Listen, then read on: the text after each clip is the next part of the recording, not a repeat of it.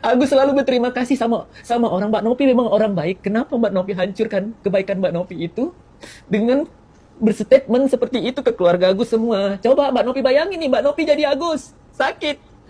Mbak Nopi jadi Agus sakit nih. Agus jadi Mbak Nopi deh, gitu.